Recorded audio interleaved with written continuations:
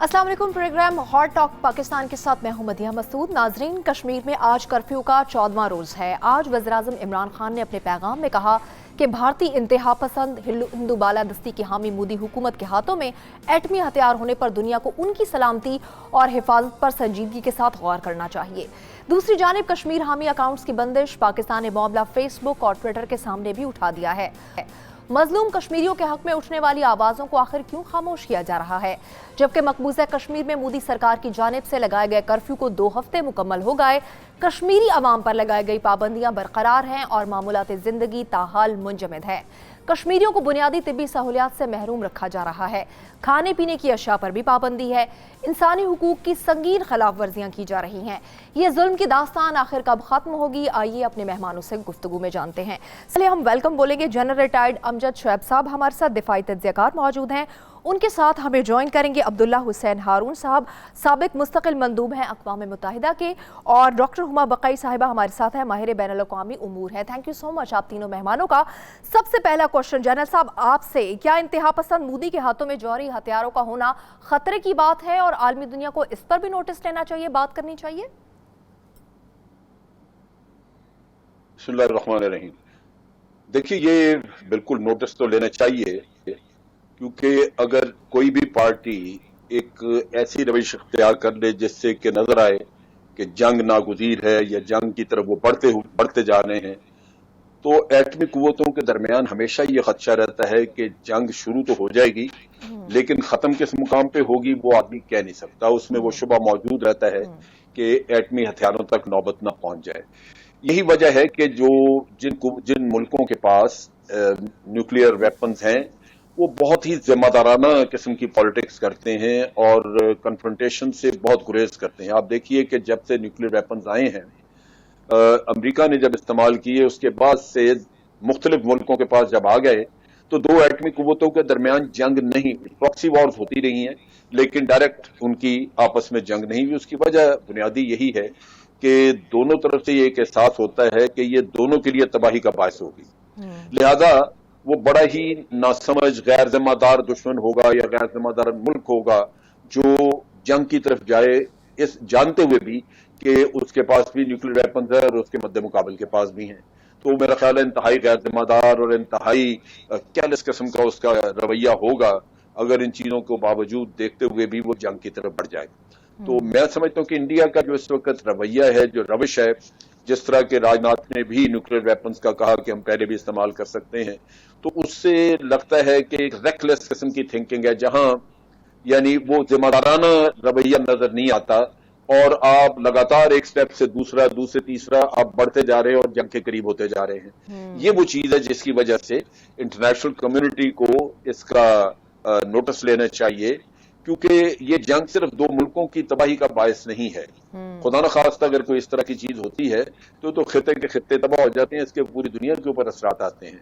तो लिहाजा अगर भारत का रवैया जिम्मेदाराना नहीं है तो बाकी तो इंटरनेशनल कम्युनिटी जिम्मेदाराना रवैया रखती है, उन्होंने खुद इस्तेमाल नहीं किए। लिहाजा उनको चाहिए कि इस रविश को रोकें और भारत का जो बिल्कुल रेकलेस किस्म का जो उनका बिल्कुल रवैया मारधाड़ वाला है उसको चेक करना जरूरी है। वरना वो खुद अगर पाकिस्तान इस चीज से किसी न किसी तरह बचा कर भी ले तो मोदी का जो रवैया वो इंटरनेशनल कम्युनिटी के लिए मसला बन सकता है। हम जब उसको हिटलर के साथ कंपेयर करते हैं तो वो कोई गलत नहीं करते। हिटलर की जो चीरादस्तियां और जो जमाने का हिटलर का इम्पैक्ट हुआ उसकी पॉलिसीज का, वो आज भी दुनिया याद कर रही है और खौफ आता है उसको उससे। तो मेरा ख्याल है कि ये चीज जो है ये नोटिस इंटरनेशनल कम्युनिटी को लेना चाहिए कि मोदी का इंडिया बहुत मुख्तलिफ है नेहरू के इंडिया से और ये दुनिया के लिए खतरा बताया जा रहा है।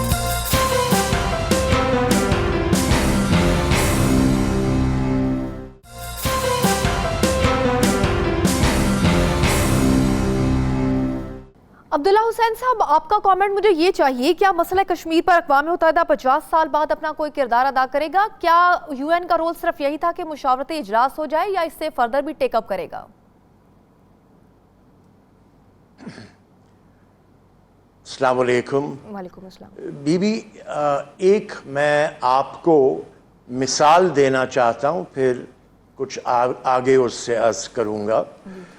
जब गोल्डा मायर प्राइम मिनिस्टर थी इसराइल की تو انہوں نے مسجد الاقصی بیت المقدس کو آگ لگائی، اور وہ بیان دیا اس نے بعد میں کہ میں پوری رات جاگے رہی کہ کوئی نہ کوئی طرف سے عرب فوجیں ہم پر حملہ کرے گی۔ صبح جب سورج اٹھا تو میں نے دیکھا کہ کچھ نہیں ہوا ہے کوئی طرف سے بھی، تو ہم نے یہ طے کر لیا اور محسوس کیا کہ مسلمان امہ سوئی ہوئی ہے اور ہمیں کوئی چیز کی نہ پرواہ کرنے کی ضرورت، نہ پریشان ہونے کی۔ یہ مثال اس لیے میں آپ کو دے رہا ہوں کہ سب سے اہم بات آپ کے لیے اب یہ ہے کہ دنیا اس بات کو قبول کرے کہ پاکستان کی عوام و حکومت و فوج اس طریقہ کار جو ہندوستان نے اختیار کیا ہے، جس میں انہوں نے شملہ پیکٹ کو ختم کیا، جہاں انہوں نے وعدہ کیا تھا اور دستخط کی ہے کہ ہم کوئی آلٹر نہیں کریں گے کوئی بھی چیز کو۔ انہوں نے قراردادیں اقوام متحدہ کی، ان پہ بھی پانی پھیرا ہے، اور جو بھی ہم سے معاہدے کرتے آئیں ان کو توڑتے رہیں۔ تو انہیں یہ حرکت میں شاید آج کل ان کے مشورے بھی اسرائیل سے مل رہے ہیں، تو انہوں نے سوچا گا کہ یہ امہ، اور پھر امہ نے اب تک سوائے ایران کے یا ترکی کے ایسی کوئی خاص بات نہیں کی ہے، بلکہ چین اور روس نے زیادہ زور دیا ہوا ہے۔ لہٰذا جو بھی آپ کرنے جائیں، میں سمجھتا ہوں کہ سب سے پہلی بات جو اہمیت کی باعث ہے وہ یہ ہے کہ دنیا یقین کریں کہ آپ اس معاملے کو جانے نہیں دیں گے۔ 70 سال اگر آپ نے، اور یہ آپ کا جواب ہے، آپ نے جانے دیا، تو وقت آ گیا ہے کہ اب مزید، چونکہ اتنی زیادہ ہندوستان نے حرکتیں آگے بڑھا دی کہ اب یہاں سے لوٹ جانا یہ ممکن نہیں، بلکہ پاکستان کوئی نہ کوئی بہت ہی سخت اقدامات میں اپنے آپ کو شامل کریں۔ ٹھیک ڈاکٹر صاحب، آپ کا مجھے کامنٹ چاہیے۔ 90 لاکھ کشمیریوں کی زندگی جو ہے وہ خطرے میں ہے، شہید لاکھوں ہو چکے۔ احتجاج کے ڈر سے کشمیر میں سچویشن یہ ہے کہ کرفیو نہیں اٹھایا جا رہا۔ OIC نے ڈیمانڈ کی انڈیا سے کہ فوری طور پر کرفیو کو اٹھایا جائے، لیکن بھارت نے اسے اگنور کیا ہے۔ کیا OIC کی کوئی حیثیت نہیں ہے؟ جی، میری نظر میں تو واقعی کوئی حیثیت نہیں ہے، علاوہ اس کے کہ وہ پیپر ٹائیگر ہے اور ریزولوشن پروڈیوسنگ انٹیٹی ہے۔ یہ وہ کڑوا سچ ہے جو ہمیں، جس کا سامنا کر لینا چاہیے، اور یہ آج سے نہیں، سالہ سال سے یہ صورتحال ہے۔ اور اس وقت آپ نے جو بہت سیلیبریٹ کیا تھا کہ یونائٹڈ نیشنز میں اس کے اوپر ایک کنسلٹیٹو سیشن ہو گیا، تو خود CNN والوں نے یہ کہا کہ بھائی یہ ہوا ہے کہ ایک ایسا ایشو جس پر مکڑی کے جالے لگے ہوئے تھے، وہ ایشو سے مکڑی کے جالے جھاڑے گئے ہیں، اس کے علاوہ کچھ نہیں ہوا، کیونکہ انہوں نے ایک بار پھر یہ کہا ہے کہ بائی لیٹرلی اس کو ریزالو کریں۔ اور جن 3 کنٹریز نے جوائنٹ سٹیٹمنٹ آنے کی مخالفت کی وہ تھے یونائٹڈ اسٹیٹس آف امریکہ اور جرمنی اور فرانس۔ تو اور اوور آل ویسے اگر آپ دیکھیں تو کشمیر ایشو کو بہت ٹریکشن ملی ہے ایبروگیشن آف دا کانسٹیٹیوشن کے بعد، لیکن ایک بڑی انٹرسٹنگ آبزرویشن ہے، اور وہ یہ ہے کہ آپ کو ویسٹ میں بھی انٹرنیشنل کمیونٹی، جس کے سوئے ضمیر کی ہم ہر وقت بات کرتے رہتے ہیں، وہاں پر آپ کو اسٹریٹ جو ہے وہ پرو کشمیر نظر آتی ہے۔ امریکہ میں تو کوئی 11 اسٹیٹس میں پروٹیسٹ ہوئی، اور اچھی بڑی پروٹیسٹ ہوئی۔ نیو یارک ٹائمز میں، واشنگٹن پوسٹ میں ایڈیٹوریلز آ رہے ہیں کشمیر کے حوالے سے، اور دوسری کیپٹلز میں بھی بات ہو رہی ہے، لیکن اسینشلی جو governments should come together to generate pressure on the Indian state، وہ کہیں نظر نہیں آتا۔ اسٹریٹ ریوائیو ہوئی ہوئی ہے۔ انڈیا میں بھی اگر آپ دیکھیں تو یونیورسٹیز، پڑھے لکھے لوگ، جو سین وہاں کی تھنکنگ ایلیٹ ہے، وہ اس کے حوالے سے بات کر رہی ہے، لیکن جسے کہتے ہیں نا کہ کوئی ماس موبلائزیشن ہو جو مودی حکومت کو انڈر پریشر لائے اپنے اقدام سے رکنے کے لیے، ایسی مجھے کوئی ڈیولپمنٹ انفارچونیٹلی نظر نہیں آتی۔ پاکستان کا مسئلہ یہ ہے کہ پاکستان اس وقت کئی جگہوں سے پھنسا ہوا ہے۔ ہمارے پاس FATF کا ایشو ہے، ہمارے پاس افغانستان میں ہماری انگیجمنٹ ہے. تو میرا خیال ہے، یہ میرا ذاتی خیال ہے اور اس سے میرے ساتھی اختلاف بھی کر سکتے ہیں، کہ ہمارا اس وقت لارجلی تھرسٹ یہ ہے کہ جو کچھ ہم کشمیر کو مورلی سپورٹ کر رہے ہیں، لیکن ہم یہ چاہتے ہیں کہ یہ جو صورتحال ہے یہ اسپل اوور نہ ہو آزاد کشمیر میں. اور ظاہر ہے کہ ہم نے اس کو انٹرنیشنلی اجاگر کرنے کی کوشش کی ہے. عمران خان صاحب اس کے حوالے سے بات کر رہے ہیں، لیکن مجھے کہیں سے بھی کوئی ایسا اشارہ نہیں مل رہا جہاں مجھے لگے کہ انڈیا پہ اس طرح کا ریکوزٹ پریشر جنریٹ ہوگا کہ وہ اس سے باہر نکل سکے. انڈیا صرف ایک پریشر سے اس وقت ڈرتا ہے، اور وہ پریشر ہے کشمیری ریزسٹنس اٹ سیلف. اور کشمیری ریزسٹنس اٹ سیلف کو آپ نے دیکھا کہ ہم تو 6-7 سال سے کہہ رہے ہیں نا کہ India Kashmir is the most militarized region in the world. اس لفظ کا مطلب کیا ہے؟ اس لفظ کا مطلب یہ ہے کہ ہر 6 کشمیری پر ایک فوجی کھڑا ہے. بالکل. ابھی جو انہوں نے ریسنٹ موبلائزیشن کی ہے افواج کی، جس کے بارے میں کوئی ہمارے پاس رپورٹ یا نمبرز نہیں ہے، قیاس یہ کیا جا رہا ہے کہ اب ہر تیسرے کشمیری پر ایک فوجی کھڑا کیا ہوا ہے. تو اگر وہ یہ سہار گئے، اور میرا خیال ہے مودی صاحب نے اسی قسم کی اسٹریٹجی بنائی ہے کہ وہ یہ سہار جائیں گے، کیونکہ دیکھیے پہلے جب انہوں نے یہ کوشش کی تھی تو ان کو انڈین سپریم کورٹ نے روکا تھا. جی. اب کی دفعہ انڈین سپریم کورٹ ہمیں بہت بائی اسٹینڈر کے طور پہ نظر آتا ہے، پیسو نظر آتا ہے، آن دا بیک فٹ نظر آتا ہے. انہوں نے اس کو ارجنٹلی ٹیک اپ بھی نہیں کیا ہے. میرا ذاتی اور مودی کو میرا خیال یہ بھی اندازہ ہے کہ کشمیر میں نقصان ہوگا اور پورے ہندوستان میں اس کا فائدہ ہوگا. مہاشاترا کے اسٹیٹ الیکشنز آ رہے ہیں، تو میرا خیال ہے مودی صاحب نے بہت اسمارٹ ڈپلومیٹک فٹ ورک ابھی کیا ہے، اور ابھی وہ کسی حد تک کامیاب بھی ہیں. لیکن جو انڈیا کے ساتھ ہو رہا ہے وہ ایسا نقصان ہے جس کی تلافی نہیں ہوگی. انڈیا کا کانسٹیٹیوشنلزم، سیکولرزم اور جمہوریت تو تباہ ہو ہی رہی ہے، لیکن اب انڈیا کا فیڈرلزم بھی تباہ ہو رہا ہے. اور جو آج کشمیر کے ساتھ ہوا ہے، یہ انڈیا کی دوسری اسٹیٹس کو سوچنا چاہیے کہ یہ ان ٹائم ان کے ساتھ بھی ہوگا.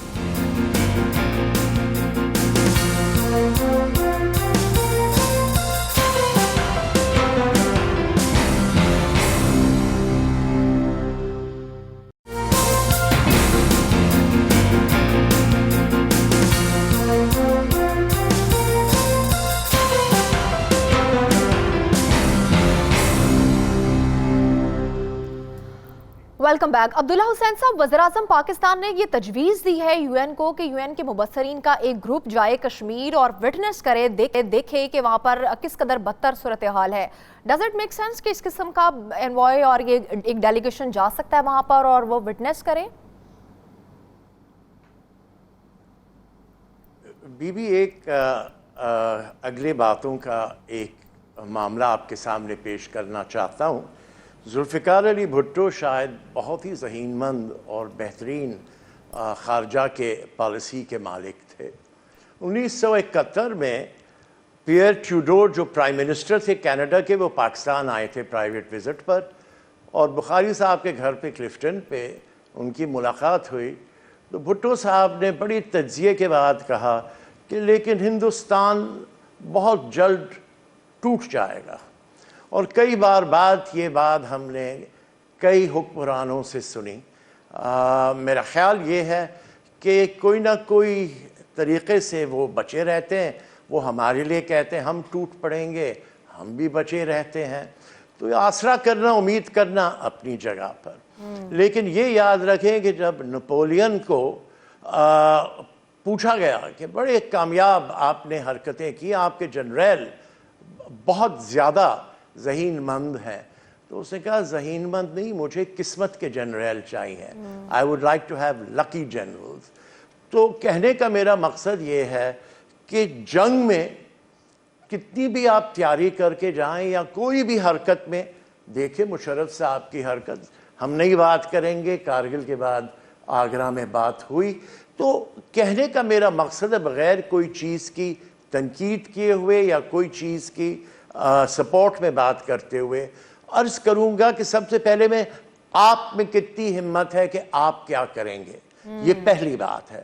دوسری بات یہ ہے کہ دشمن بھی سوچ جائے کہ ہم یہ مذاق نہیں کر سکتے جیسے گولڈا مائر نے اسلامی امہ کے ساتھ کیا.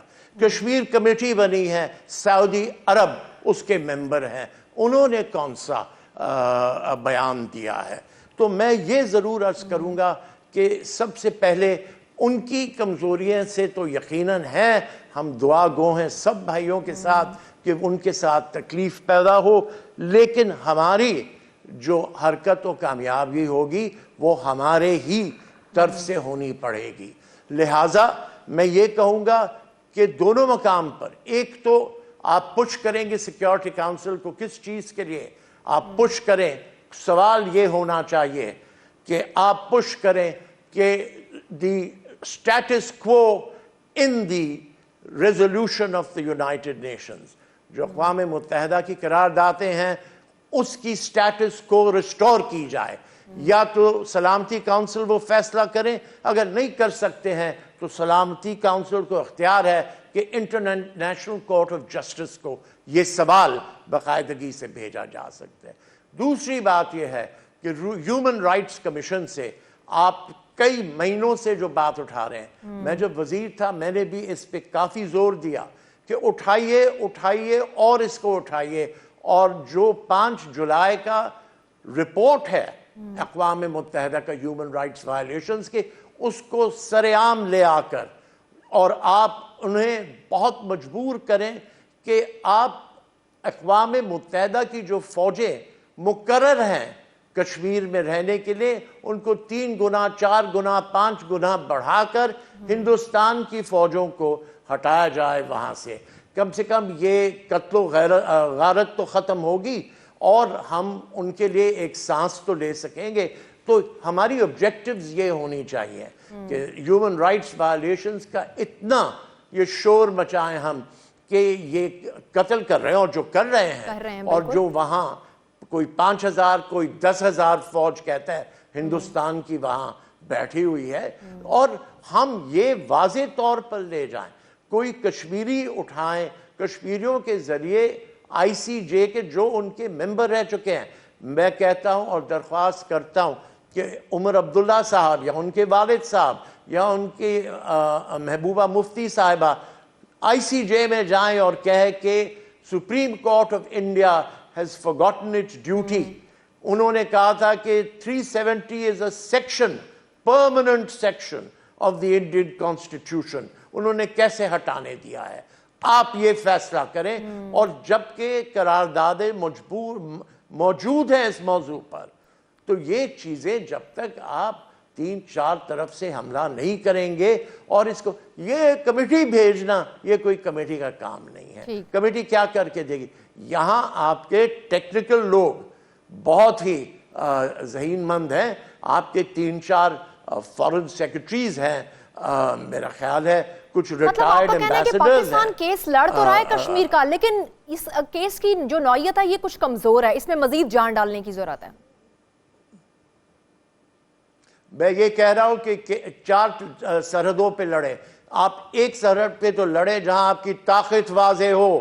یہ بار بار جو ہم پردہ اٹھا دیتے ہیں نا کہ اٹامی یہ اٹامی وہ، آپ کے پاس وہی اٹامی تھا جو بھارت کے پاس تھا. امریکہ نے کرے کمپیوٹر ان کو دیا، آپ کو نہیں دیا. سپلائرز گروپ سے ان کو ریکگنیشن دی، آپ کو نہیں دی. تو یہ جو ہے نا یہ ہمارے سامنے لے آیا جاتا ہے، لیکن ہاتھی کی دانت والے بات ہیں. ٹھیک جنرل صاحب، آپ کو لگتا ہے کہ پاکستان کو اب کشمیر کا جو کیس ہے اس میں مزید جان ڈالنے کی ضرورت ہے تاکہ حکام جو عالمی دنیا ہے وہ بھی یک زبان ہو کر پاکستان کے اس کیس کو لڑے؟ اور دوسری جانب کامنٹ یہ بھی دیجیے گا کہ غصے اور فرسٹریشن میں بھارت ہے، اس سے کوئی بعید ہے یہ کسی بھی قسم کا کوئی سٹیپ لے سکتا ہے؟ اور پاکستان کو کیا اسٹرانگلی آنسر کرنا چاہیے کہ اپنے انوائس کو بھیجے یا پرائم منسٹر آف پاکستان خود دوسرے ممالک کا وزٹ کریں اور ان سے ان پرسن بات کریں کشمیر ایشو پر؟ دیکھیے، پہلے سے میرا خیال ہے کہ پالیسی بہت بہتر طریقے سے چلائی جا رہی ہے. ہمیں اکنالج کرنا چاہیے اس میں دونوں طرف سے. جو ہارون صاحب فرما رہے ہیں وہ بالکل درست ہے، لیکن ہمیں یہ بھی دیکھنا ہے کہ کیا بھارت کے اپنے عوام میں آج سے پہلے اتنی ڈس یونٹی کسی سٹیج پہ رہی ہے؟ کیا خالصتان کی موومنٹ جو آج آپ کو نظر آ رہی ہے پہلے ہمارے کسی دور میں ہوئی تھی؟ یا یہ کہ مسلمان آج جو کھل کے وہاں پہ بیان دے رہے ہیں اور وہ کہہ رہے ہیں کہ یہ مایوس ہو گئے ہیں या महबूबा मुफ्ती ने कहा कि जी हमारे बुजुर्गों ने बड़ी गलती की कि ये इसके साथ मिल गए। भारत तो कश्मीर में हुकूमत बनाना उसके लिए मसला ही था। 3-4 ये खानदान थे जो इलेक्शन में किसी न किसी तरह आगे आ जाते थे और वहां पे कोलिशन गवर्नमेंट बन जाती थी। भारत आजकल कोलिशन गवर्नमेंट बना के दिखाए वहां पे।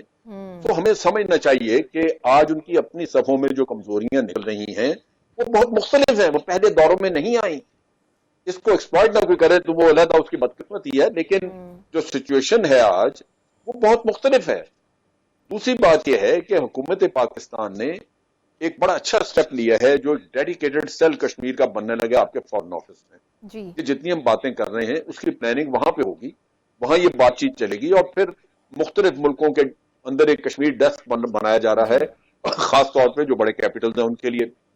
तो ये चीज जो है जो आप कह रही हैं कि प्राइम मिनिस्टर को विजिट करना चाहिए, ये होंगे।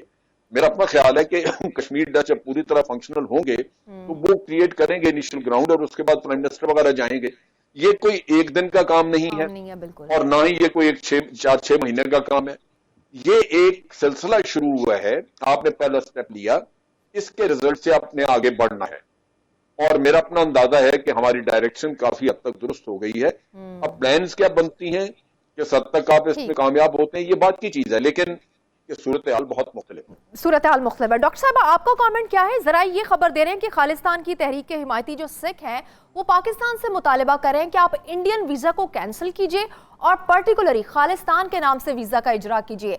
Is it possible? क्या पाकिस्तान इस पर भी सोच सकता है अगर ऐसी तजवीज आती है? देखिए ये इंडिकेटर है इस बात का कि इंडियन फेडरलिज्म को ऑलरेडी नुकसान पहुंच चुका है। ये खालिस्तान की इनसिक्योरिटी है, ये सिखों का ऐलान है कि वो इंडियन स्टेट के साथ अब बहैसियत और कंपोनेंट नहीं रहना चाहते। और मैंने आपसे यही गुजारिश की थी कि ये जो मोदी का एक्शन है, ये जो यूनिटरी स्टेट की तरफ मोदी जाने की कोशिश कर रहे हैं, उसकी वजह से जो इंडियन फेडरलिज्म है उसको शदीद नुकसान पहुंचेगा। और ये नई बात नहीं है, इससे पहले भी जो सिख कम्युनिटी थी और जो क्रिश्चियन कम्युनिटी थी वो सबसे पहले सामने आई और उसने कहा कि हमें कश्मीरी औरतों की हिफाजत करनी है, हमें कश्मीरियों का साथ देना है। क्योंकि इन तमाम एंटिटीज को इंडिया में आज ये लगता है कि वो गैर महफूज हैं और जो इंडियन फेडरल फ्रेमवर्क उन्हें जो राइट्स देता था, जो ऑटोनॉमी देता था, जो आइडेंटिटी देता था, आज वो इरोड हो रही है, कमजोर हो रही है। और जो आज कश्मीर के साथ किया है इंडिया ने, वो कल करेगा इन अक़लियतों के साथ। देखिए हमें एक और बात जहन में रखना चाहिए, ये जो इस वक्त हम जो एब्रोगेट हुआ है कॉन्स्टिट्यूशन, इसके हवाले से बहुत बात कर रहे हैं, लेकिन अगर आप हिस्टोरिकली देखें ये लाया क्यों गया था? ये उस वक्त भी इंडिया इसलिए लाया था ताकि वो कश्मीर को हिस्सा बना ले इंडिया का, keeping in mind the federal character, और प्लेबिसाइड से जान छुड़ा ले। यानी कि जो ऑक्यूपाइड कश्मीर है वो गर्दाने जाने लगे इंडिया का हिस्सा, और इसी के तहत वो वहां तवातुर के साथ इलेक्शंस भी कराते थे। तो पहले इलेक्शंस का बाइकआउट हुआ, फिर उन्होंने बुरहान वनी जैसी लीडरशिप को एलिमिनेट किया क्योंकि उन्हें लगता था कि बुरहान वनी वो कर सकता है कश्मीर के लिए, उसको कश्मीर का इंतफादा कहा जाता था, जो शायद आज से पहले कश्मीरी लीडरशिप और उसके बाद भी कश्मीरी लीडरशिप उस तरह की नहीं हमारे और आपके सामने नजर आ रही। तो ये तो हो सकता है कि कश्मीर में मोदी अपना ये एक्शन इस वक्त सहार जाएं उन तमाम अवामिल की वजह से जो मेरे साथियों ने भी जिसकी तरफ इशारा किया, लेकिन जो इंडिया का अपना सोसाइटल फैब्रिक है, जो इंडिया का अपना कॉन्स्टिट्यूशनल फ्रेमवर्क है, ये सब कुछ कमजोर कर दिया है मोदी ने। और ये ऐसा नुकसान है बीबी जो इरिवर्सिबल है। तो इसीलिए जो थिंकिंग इंडिया है, जो समझते हैं, जो उनको फहम है कि इसके क्या असरात होंगे, उनको पता है कि आज खालिस्तान की बात हुई है, कल 36 इंसर्जेंसीज हैं इंडिया में। आप सोचिए क्या हशर हो सकता है इंडिया का। तो बहुत लोग तो ये कह रहे हैं कि ये शुरुआत है इम्प्लोजन की। दुख की बात ये है कि इंटरनेशनल कम्युनिटी अपने मफादात को नजर में रखते हुए चशमपोशी कर रही है एक बार फिर, बगैर ये सोचे इस पूरे यानी 1/5 ह्यूमैनिटी का जो अमन है वो कश्मीर से होस्टेज है। फिर आप अफगानिस्तान में, यूनाइटेड स्टेट्स अफगानिस्तान में अमन चाहता है। आप मुझे एक थिंकिंग फॉरेन पॉलिसी एनालिस्ट बता दें, अमेरिका में भी और कहीं और भी, जो ये कहता हो कि अगर कश्मीर की सूरत हाल इसी नहज पे रही तो अफगानिस्तान में हसूल अमन हो सकता है। और इस वक्त आप देखिए कि पाकिस्तान के लिए कितनी डेलिकेट सिचुएशन है। हम अपने वेस्टर्न बॉर्डर्स पे काम करें बिल्कुल, या हम अपने ईस्टर्न बॉर्डर्स को सिक्योर करें, क्योंकि इंडिया ने वहां अग्रेशन बढ़ाया हुआ है और तवातुर के साथ बढ़ाएगा। ख्याल तो ये किया जा रहा था कि मोदी इतनी स्ट्रेंथ के साथ आए हैं तो वो कोई out of the box solution लाएंगे, वो रिप्रेशन और ऑपरेशन से अपने आप को अलहदा करेंगे और शायद उनका कद इतना ऊंचा हो गया है कि उन्हें मुसलमानों का और पाकिस्तान के बैशिंग की जरूरत नहीं है। लेकिन जो ग्राउंड पे हुआ वो इसके बिल्कुल बरक्स है। लेकिन मैं आपसे दोबारा कह रही हूँ, बावजूद इसके कि आई एम सॉरी, ना तो मुस्लिम उम्मा उस तरह खड़ी हुई है, ना इंटरनेशनल कम्युनिटी उस तरह खड़ी हो रही है जिस तरह के उसको होना चाहिए। इंडिया को अंदर से बहुत शदीद नुकसान होगा इसकी वजह से। ठीक है, ये क्या वजूहात हो सकती हैं, इस पर इन डिटेल भी हम बात करेंगे, लेकिन इससे ब्रेक के बाद स्टे विद अस।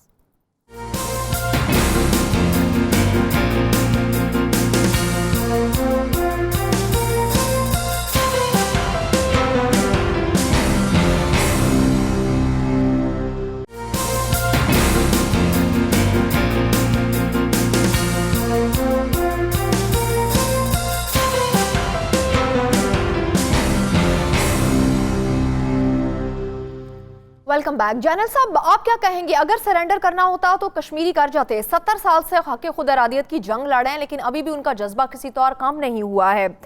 कोई तो वजह होगी ना कि भारत के साथ नहीं मिलना चाहते कश्मीरी, और इस क्रूशियल सिचुएशन में भी पाकिस्तानी झंडे वहां पर लहराए जा रहे हैं।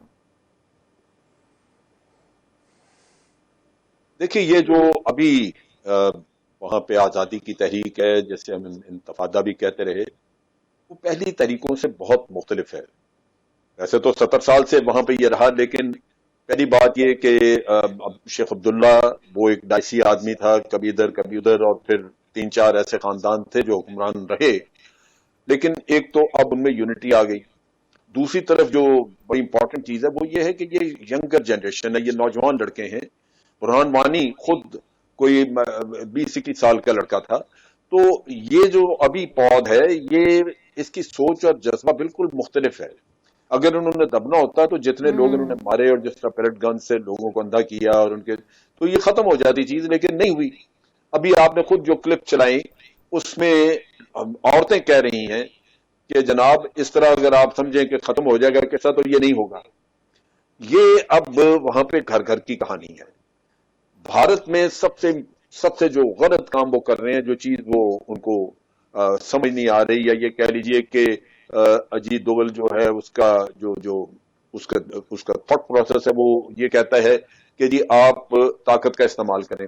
हालांकि अक्ल का तकाजा ये है कि आप दीवार पे लिखी तहरीर पढ़ें कि वो क्या कह रही है, आपको नजर आ रहा है।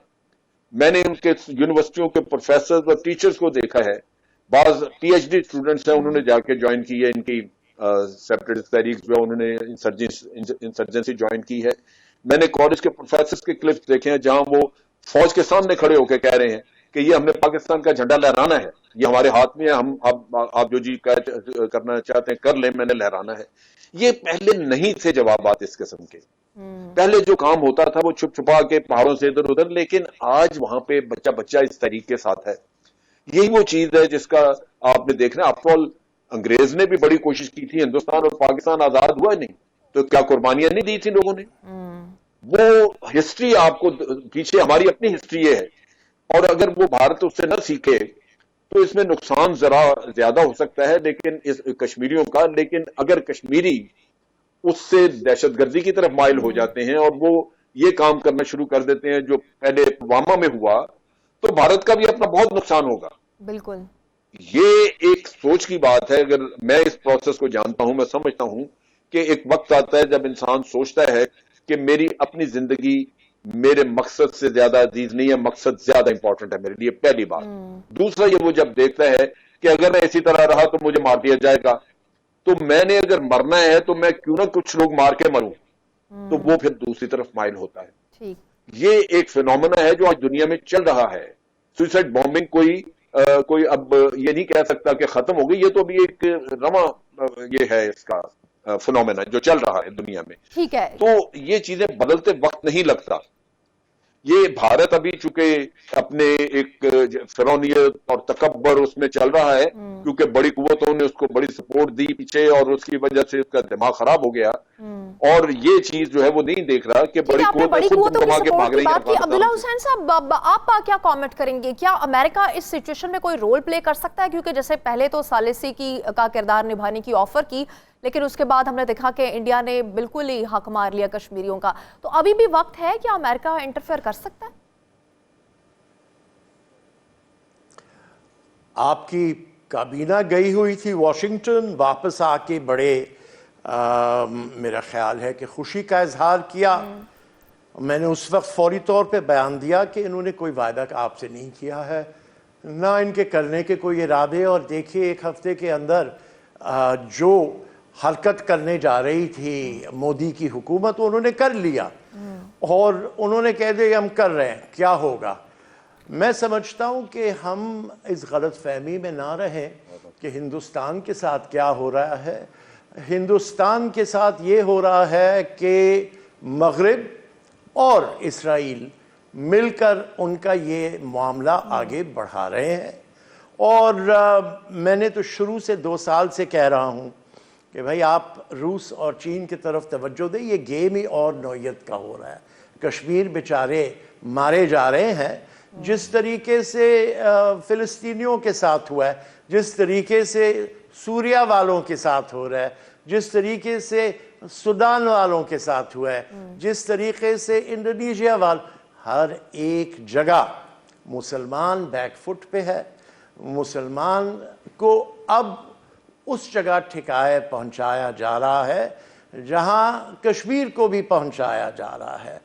ہم جانتے ہیں کہ دلیر ہے کشمیر, ہم جانتے ہیں کہ انہوں نے بڑی قربانیاں دی, ہم جانتے ہیں کہ ان کا نوجوان طبقہ, لیکن یہ طبقے سوریہ میں بھی تو دے رہے ہیں نا. ایکچولی انسیکیورٹی ہے.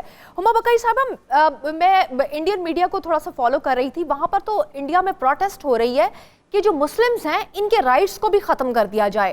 ان کی سوچ یہ ہے کہ مسلمز جو ہیں وہ 4 شادیاں کرتے ہیں, اور مسلم جو خواتین ہیں وہ بچے پیدا کر رہی ہیں, اور پھر ان کی کمیونٹی بڑھتی چلی جائے گی. ان کے رائٹس کو ختم کر دیں, مطلب نہ یہ شادی کریں نہ یہ بچے پیدا کریں. لائک ان کی سوچ یہاں تک گر چکی ہے. جب جناح صاحب نے نہرو صاحب سے اس موضوع پہ بات کی, اور عبداللہ حسین صاحب ڈاکٹر صاحبہ کا کامنٹ, تو اس وقت جی ڈاکٹر صاحب, عبداللہ صاحب ضرور کچھ کہیں, پھر میں ایک بات کر لوں. دیکھیے میں آپ سے گزارش کروں کہ آپ کہیں, میں تو کہنے والا تھا کہ نہیں, آپ ضرور کہیے سر, پلیز کہیے. عبداللہ حسین صاحب, بی بی آپ کر رہے ہیں ایک ہی بات ہے. میں صرف یہ عرض کر رہا تھا, جناح صاحب نے نہرو صاحب سے مسلم پرسنل فیملی لا کا ذکر کیا کہ ہمارا سارے معاملات میں بات بن جائے گی, تو جواہر لال نہرو نے کہا نو, نتھنگ ڈوئنگ, اور وی کی not have 2 constitutions in India. اور اس کے دوسرے دن جا کے شیخ عبداللہ سے 2 constitutions in India کرائے. تو یہ آج کی بات نہیں ہے, اور یہ کل تک نہیں رکے گی. اگر آپ نے نہیں پہچانا, یہ آپ کو دھو کر پانی میں دوبارہ نہلائے. ڈاکٹر صاحب آپ کا شارٹ کامنٹ انڈین سوچ پر.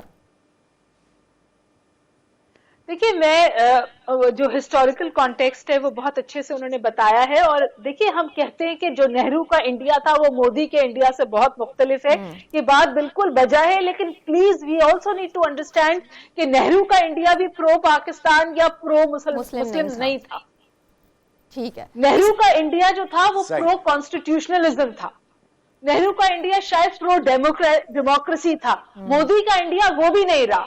اور جو آپ نے میڈیا کا ذکر کیا, انڈین میڈیا اس سے زیادہ قدغنوں کے ساتھ اس نے پہلے کبھی کام نہیں کیا, کیونکہ جو پہلا کام مودی نے کیا اس سے آ کے یہ کیا کہ جو انڈین کارپوریٹ سیکٹر کی انہیں سپورٹ ہے, جو انڈین بزنس کی انہیں سپورٹ ہے, مطلب لوگ مودی کے بارے میں کہتے ہیں he is not pro markets, he is pro business, he is pro businessman. تو جو کارپوریٹ سیکٹر کو انہوں نے قابو کیا ہے, وہ کارپوریٹ سیکٹر جو ہے انڈیا کے میڈیا کو کنٹرول کرتا ہے. تو انڈیا کا جو نیریٹو ہے اس وقت وہ کنٹرولڈ نیریٹو ہے, وہ نیشنلسٹک نیریٹو ہے، اور اگر اس کے برخلاف کوئی میڈیا میں جاتا ہے تو وہ اس کو بالکل سزا دیتے، اس کو میڈیا جو دکھا رہا ہے وہ ہندوؤں کی سوچ کا عکاس ہے. ٹھیک ہے، تھینک یو سو مچ. آپ تینوں مہمانوں کا. آج کے پروگرام کا وقت ہوا ختم، مجھے دیجیے اجازت. اللہ حافظ.